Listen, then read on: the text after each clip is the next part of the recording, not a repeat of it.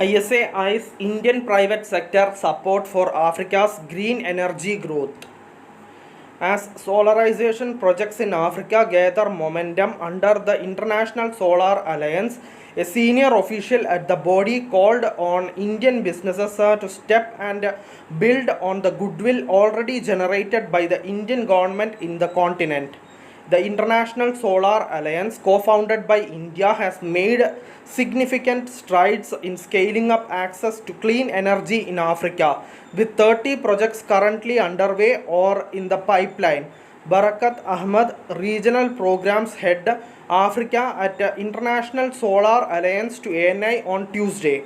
These projects span various sectors including the solarization of schools, health centers, government buildings, cold storage units and solar water pumping systems. India's experience in rural solar electrification, along with its historical and diplomatic ties with Africa, puts Indian businesses in a strong position to lead Africa's solar transition. Ahmed believes African governments see India as a trusted partner and are keen to adopt Indian expertise and solar and solutions.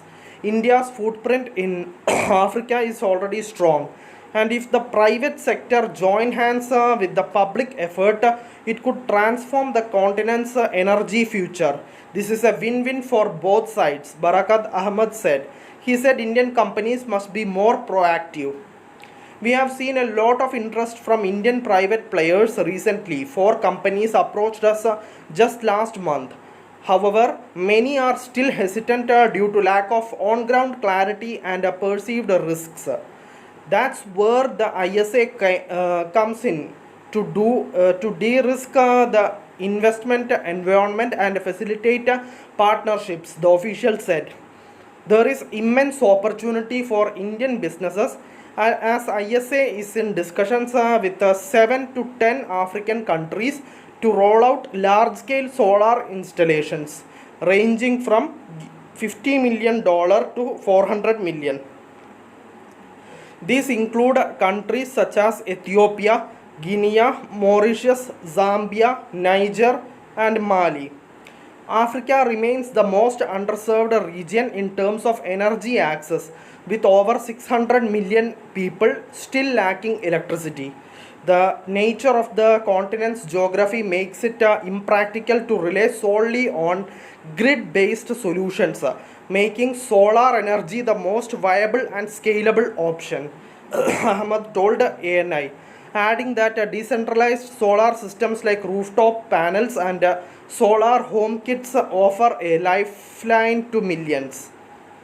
Ahmed is in Mauritius as ISA is holding SolarX Accelerator Workshop, where 35 young entrepreneurs from various parts of the world in the solar energy sector are receiving advanced training. While ISA has now 123 member countries, engagement in Africa has accelerated especially over the past 2 to 3 years. Out of 46 African member countries, 38 are now actively engaged with ISA and 20 of those joined just last year, the official said, noting that the increase reflects growing awareness and trust in ISA's efforts. Despite this progress, challenges remain, especially around funding, technical capacity, and policy infrastructure. Officials highlighted that many African countries still lack the regulatory frameworks needed to attract private investors and manage long-term solar projects. We are working with governments to build capacity, help design policies, and prepare bankable projects.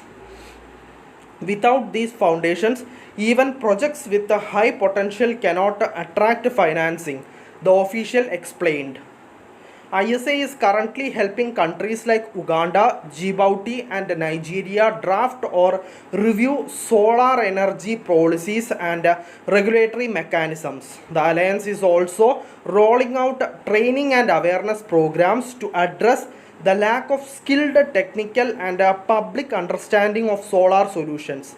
one of its flagship initiatives. The Star Sea Solar Technology Application Resource Centers has already been set up in 7 African countries and will expand to 10 this year. The official informed. The official informed. These centers train government officials, engineers, and private sector players, ensuring long-term sustainability of solar projects.